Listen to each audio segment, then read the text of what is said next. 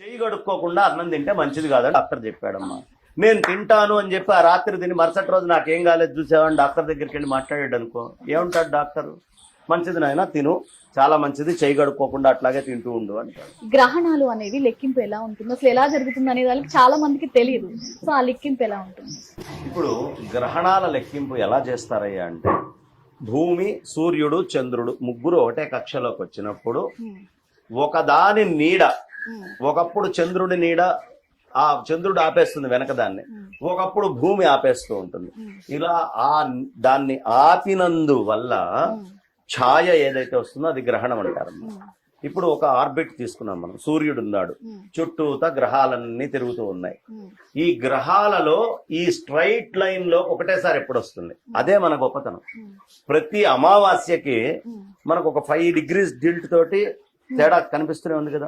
ప్రతి పౌర్ణమికి మనకి తేడా తెలుస్తుంది కదా. ఈ పౌర్ణమి అమావాస్యలు అనేటటువంటివి అదే 23.5 degrees లో భూమి టిల్ట్ అయి సంచారం అవుతూ ఉంది. ఇది కూడా దగ్గర దగ్గర గ్రహణం లాంటిదే, కానీ పూర్ణగ్రహణము అనేటటువంటిది ఇలా కాకుండా, ఇప్పుడు రాహువుకి ఎన్ని సంవత్సరాలు అంటే 18 సంవత్సరాలు అండి అంటారు. ఖచ్చితంగా 18 ఏళ్లకు ఒక్కసారి గ్రహణం వచ్చి తీరుతుంది.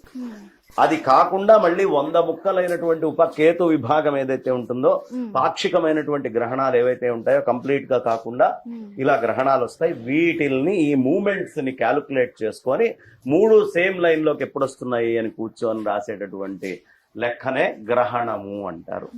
అలాంటి గ్రహణాలు అనేటటువంటివి ఇవాళ టెలిస్కోప్ కనుక్కున్నప్పుడు కాదు, లేదు మనకి ఎక్స్పాన్షన్ థియరీ, లైట్ ఎక్స్పాన్షన్ ఇవన్నీ రాకముందే, ఆటమ్ ని ఎలా డివిజన్ చేయాలనేది తెలియకముందే, లేకపోతే మనకి ఈ పూర్తి అయినటువంటి ఖగోళ నాసా అనేటటువంటిది 1950లో వచ్చింది, అది రాకముందే, కొన్ని వేల సంవత్సరాల క్రితమే సనాతనమైనటువంటి మన వైదిక ఋషులు ఆకాశంలో జరిగేటటువంటి వింతలన్నిటినీ రికార్డు చేసి ఆ వింతలని మనకి తెలియపరిచారు. గ్రహణం ఫలానా టైంకి వస్తుందయ్యా, ఇగో బుధుడు ఈ ఇంట్లో ఉన్నాడు, శుక్రుడు ఇక్కడ ఉన్నాడు అంటే, ఇల్లు అంటే కాన్స్టిలేషన్. ఇప్పుడు మనము ఏదైనా ఒకటి చెప్పాలి, నువ్వు అన్నం పెడుతున్నావు, పైన చంద్రుడు కనిపిస్తున్నాడా అంటావు చెట్టులో నుంచి, ఆ చెట్టులో ఉన్నటువంటి చంద్రుడు కనిపించాడు, అప్పుడు మనం ఏం చేస్తాం, 2 కొమ్మల మధ్యలో నుంచి కనిపిస్తున్నాడా అంటాం. నిజంగా 2 కొమ్మల మధ్యలో చంద్రుడు ఉన్నాడా? కాదు. వీడు గుర్తుపట్టడం కోసం ఆ 2 కొమ్మల మధ్యలో అని ఎలా చెప్తామో, ఆకాశంలో ఉండేటటువంటి నక్షత్రాలని 27 నక్షత్రాలు 4 పాదాలు 108 కింద కాన్స్టిలేషన్ చేసుకొని, ఈ 108 కాన్స్టిలేషన్స్ లో మేషరాశి, ఇదిగో ఈ నక్షత్రాలు మేషం, ఈ నక్షత్రాలు వృషభం అని మొత్తము రౌండ్ గా మొత్తం ఆకాశాన్ని కొలుచుకొని, ఈ ఏ ప్రదేశాల లోపల ఆ సూర్యనారాయణమూర్తి, ఆ చంద్రుడు, మిగతా అయినటువంటి గ్రహాలు సంచరిస్తున్నాయి, అవి ఎక్కడ ఉన్నాయి, ఏ కాన్స్టిలేషన్ లో ఉన్నాయి అని చెప్పేటటువంటిదే ఈ పంచాంగ గణనానికి చాలా ప్రధానమైనటువంటిది. కాబట్టి ఆ లెక్కలన్నీ కూడా వేల సంవత్సరాల క్రితం మన ఋషులు రాశారు. ఇప్పుడు మన కంటికే మనం టెలిస్కోప్లు వస్తే తప్ప చూడలేనటువంటి వాళ్ళు ఎలా చూశారు, ఎలా చెప్పారు, అవి అట్పార్ విత్ నాసా, తర్వాత వచ్చిన నాసా తోటి అట్పార్ ఉన్నాయి. ఎలా వాళ్ళు ఈక్వటోరియల్ లైన్స్ ని డిజైన్ చేశారు. ఈక్వటోరియల్ లైన్ అంటే లంకా అని చెప్తాం మనం. ఇప్పుడు ఈ ఈక్వటోరియల్ లైన్స్ ని ఎలా చేశారు, ఉజ్జయిని నుంచి కాలాన్ని గణించేవాడు పూర్వం, అది ఎగ్జాక్ట్ గా ఉంటుంది. మరి వాళ్ళు ఎలా గుర్తించారు, తర్వాత దాన్ని గ్రీన్విచ్ మీన్ టైం కి మార్చారు బ్రిటిషర్స్, కానీ ఈవెన్ ప్రపంచం అంతా కూడా ఉజ్జయిని నుంచే టైం ని క్యాల్కులేట్ చేసుకునేవాళ్ళు, మన స్వాతంత్రానికి కొంచెం ముందు దాకా కూడా.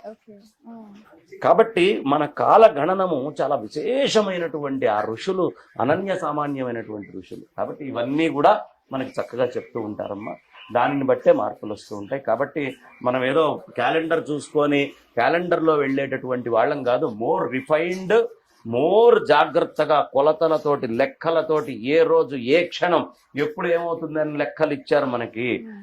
యమఘడియలేంటి, రాహుగడియలేమిటి, రాహుకాలం ఏమిటి, మంచి అమృత ఘడియలేమిటి, ఏ టైం ఏంటి, ఎప్పుడు ఎలా ఉంటుంది, వీళ్ళ మూమెంట్స్ లో ఎక్కడెక్కడ ఏమేమి వస్తుంది, ఇవన్నీ కూడా సైంటిఫిక్ గా ఆ రోజే అడ్వాన్స్డ్ గా చెప్పినటువంటి గొప్పదైన కల్చర్ మందమ్మ. కాబట్టి అలాంటి ఆ కల్చర్లో మనం అందరం పంచాంగాన్ని వాడుకుందాం తప్ప అనవసరంగా క్యాలెండర్ల ప్రకారం పుట్టినరోజు చేసుకోవచ్చు. మనం వ్యవహారంలో వాడుతున్నటువంటి డేట్లు వాడుకున్న ట్రూ టైం, మీన్ టైం అని 2 ఉంటాయి.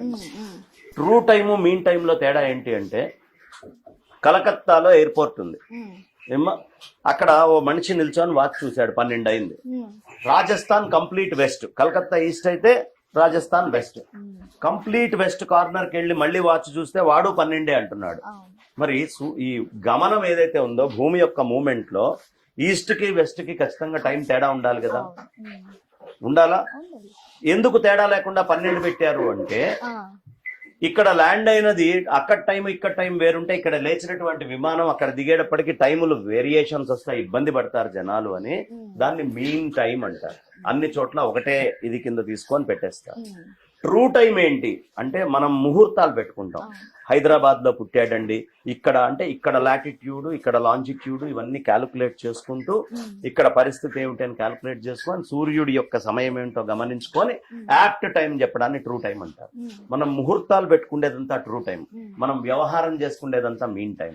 అలాగే క్యాలెండర్ ప్రకారం పుట్టినరోజు మీన్ టైం చేసుకున్నా ట్రూ టైం నిజమైనటువంటి టైం అయిన పంచాంగాన్ని ఎప్పుడూ వదిలిపెట్టద్దు, because it is more scientific. ఇప్పుడు అదే కదా ప్రపంచంలో అటామిక్ టైం కి రీచ్ అవుతున్నారు మెల్లిగా. కాబట్టి పంచాంగం అనేది వదిలిపెట్టకూడదు, పంచాంగం ప్రకారం కాలం గణించుకుంటూనే చక్కగా క్యాలెండర్ని. ఇంకా ఎవరైనా అడిగితే చెప్పచ్చు, who don't like to celebrate their birthday twice, 2 సార్లు పుట్టినరోజు చేసుకోవడానికి ఎవడ ఆనందపడుతుంది.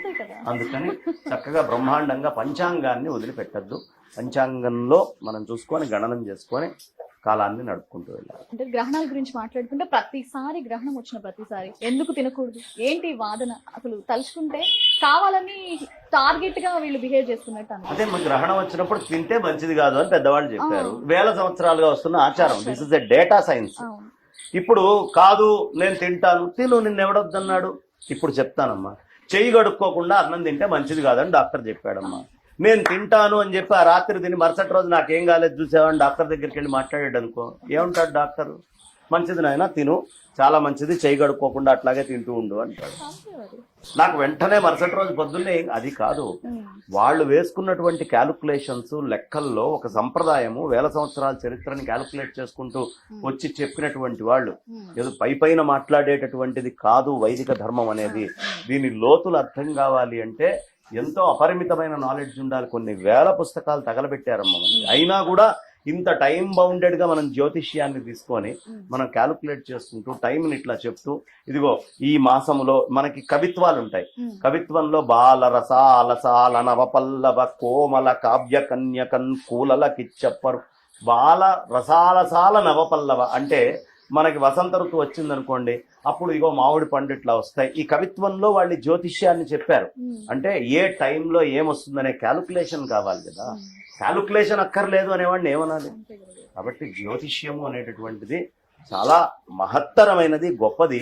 అర్థం చేసుకోగలిగే స్థాయిలో తపస్సు చేసుకొని జ్యోతిష్యులకు కూడా నేను చెప్తాను, ఓ తపస్సులాగా చదువుకొని చెప్పండి, ఏది పడితే అది మాత్రం దయించి చెప్పద్దు. మన వైదిక ఋషి యొక్క హృదయము అవతల వాళ్ళు తప్పర్థం చేసుకున్నారు అంటే తప్పుగా చెప్పేవాళ్ళు వస్తే తప్పర్థం చేసుకుంటారు. అదే తపస్సుగా చదువుకొని చెప్పిన వాళ్ళు చేస్తే there is a science in it. వాళ్ళు ఒక డేటాను తీసుకొని మాట్లాడుతున్నారు. కాబట్టి ఇటువైపున సర్దుకోవాలి, ఎవరు పడితే వాళ్ళు ఇష్టం వచ్చినట్టుగా చెప్పకూడదు, చక్కగా చదువుకొని చెప్పాలి. అటుపక్కన ఏమీ తెలియకుండానే ఈ గ్రంథాలు చదవకుండానే మూలం అర్థం కాకుండానే వాళ్ళు తిట్టకూడదు. కాబట్టి ఉభయతారకంగా జాగ్రత్తగా చూసుకుంటారు.